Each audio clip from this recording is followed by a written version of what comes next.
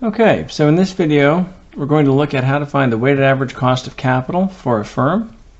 So let's take a look at our problem. A firm has a capital structure consisting of 45% debt and 15% preferred and 40% common equity. The yield to maturity in the company's bonds is 7%. The preferred stock pays a dividend of $4 per share and is currently selling for $42 per share. The flotation cost of selling preferred stock is 10%. A dividend of $3 per share was recently paid to the firm's common shareholders. The dividend is expected to grow at a constant rate of 8% per year in the future. The common stock sells for $60 per share, and the flotation cost of selling common stock is 15%. Assume that the firm will not have adequate retained earnings to fund its capital budget, and assume that the applicable tax rate is 35%. What is the firm's weighted average cost of capital? So what we're being asked to find here is the weighted average cost of capital. So a good place to start, since we're being asked for the weighted average cost of capital, is to write down the weighted average cost of capital formula. So we have the weighted average cost of capital is equal to WD KD times 1 minus T plus WP KP plus WC KS. So WD represents the weight of the debt, or the proportion of the firm's capital coming from debt. KD represents the interest rate on the firm's debt, and specifically it is the interest rate on the firm's debt in the marketplace today, or the interest rate on new debt if the firm issued new debt. T represents the tax rate. WT is the weight or proportion of capital coming from preferred equity. KP is the cost of preferred equity to the firm. WC is the weight of capital coming from common equity. And KS is the required rate of return on common equity. Of course, the weights have to add up to 1 because 100% of the firm's capital is coming from somewhere, and the somewheres it's coming from would be debt, preferred, and common. So the weights have to add up to 1. So now what we can do is we can plug in the pieces that we have. So WD is the weight of debt. Well, we're told up here that the firm has 45% debt. So 0.45 is the weight of debt. KD is the cost of debt, or the interest rate on the company's debt in the marketplace today, which is 7% because the yield to maturity in the company's bonds is 7%. So we're going to put in a 0.07 for KD. And T is the tax rate, which we are told is 35%. So we're going to put in 0.35 for the tax rate. Now we need the weight of the preferred. Well, the problem tells us that the preferred stock is 15% of our capital. So our weight is 0.15. And then we need KP, which we do not have, so we'll come back to that in a moment, plus WC, which is the weight of the common, and we're told there's 40% common equity. And then we need KS, which is the required rate of return on the common equity, which we do not have either, so we'll come back to that in a moment as well. So again, note that the weights have to add up to 100%, which they do in this case. So the weights are adding up to 100%, so that's good. So now what we need is we need to find the component cost of preferred stock. Now the problem gives us information about the preferred stock receiving a dividend of $4 per share and currently selling for $42 per share. And significantly, the problem also says that we are to assume that the firm will not have adequate retained earnings to fund its capital budget. So specifically, this is significant because there are only two ways, generally speaking, to get equity. Either we sell stock or we retain earnings. So if that's the case and we are not going to have enough retained earnings, that means we're going to be selling stock. Now if we sell stock, we have to pay the flotation costs, or in other words the investment bankers' fees in order to get our stock on the market. So as it turns out, since we are not going to have enough retained earnings, that means we're going to sell stock, and if we're going to sell stock, we're going to have flotation costs, and the problem helpfully provides information saying that the flotation costs are 10%. So let's take a look at our KP. So KP is our component cost of preferred. So our formula for that is going to be the dividend of the preferred over the price of the preferred. And since we are selling stock, we're going to have 1 minus the flotation cost of the preferred down here in the denominator. So if we then substitute in the pieces, the dividend of the preferred is $4 per share. So we're going to have $4 per share for that. The price of the preferred is $42 per share. So we'll put that in the equation. And then we are told that the flotation cost of selling preferred stock is 10%. So we'll put that in the equation as well. So at this point, you should pause the video to work this out and see what number you get.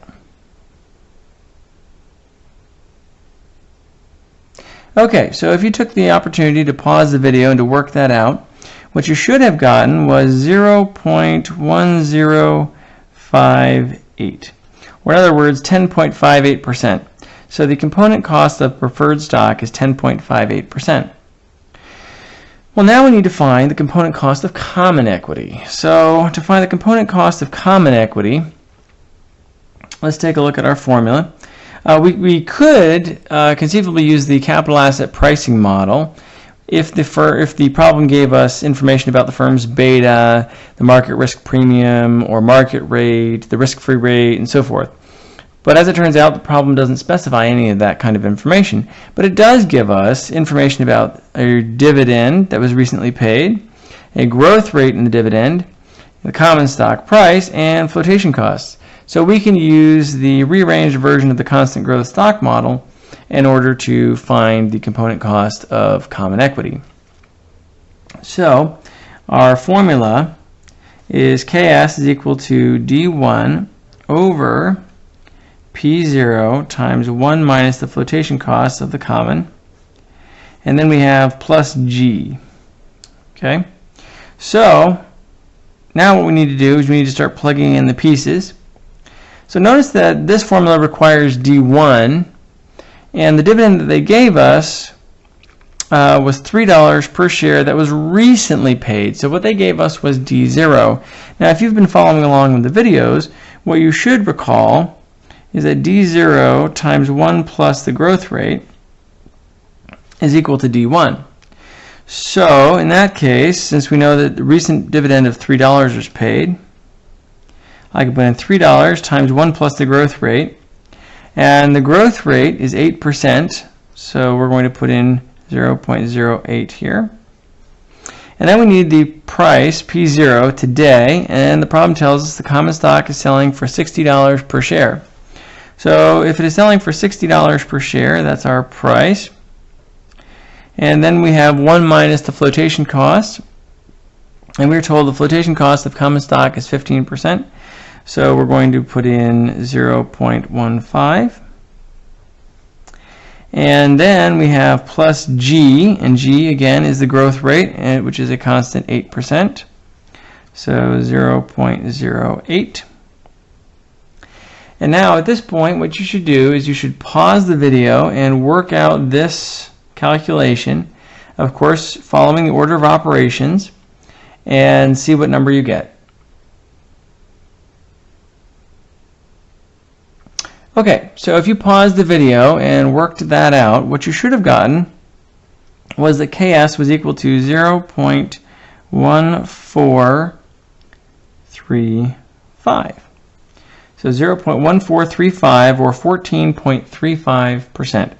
So the required rate of return, or the cost of equity more accurately, the cost of equity, common equity capital, is 14.35%. So now that we have our cost of preferred and our cost of common equity, we can plug those into the portions of the formula up here. So 0.1058 is our cost of preferred, and then 0.1435 is our cost of common equity. So now what you should do is pause the video and work out this first piece. So if you pause the video and work out this first piece, let's see what you get. All right, so if you pause the video, what you should have gotten for that first piece was 0.0205. And now what you should do is pause the video to work out this second piece.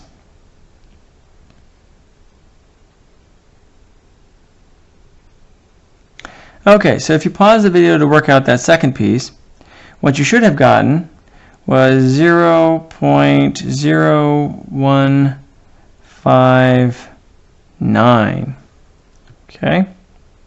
And at this point, you should pause the video to work out this third piece. Alright, so if you pause the video to work out that third piece, what you should have gotten was 0.0574.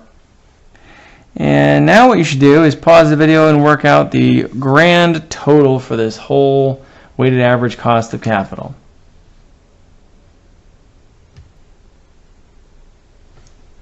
Okay, so if you pause the video to work that out, what you should have gotten was 0.0938 or 9.38%. So this says that our overall weighted average cost of capital for the firm is 9.38%. So let's recap what we did here. We found out what we were being asked for, which is the firm's weighted average cost of capital. And then we wrote out the equation. Then we filled in the pieces that we had as best that we could. We found out that we were missing a couple of pieces. And then what we did is we used the information that we had in the problem to fill in those pieces that we were missing, which was the cost of preferred stock and the cost of common equity. And then we plugged those into the formula and solved for the overall weighted average cost of capital. And we found the weighted average cost of capital is 9.38% overall, and that is how you find the overall cost of capital for a firm.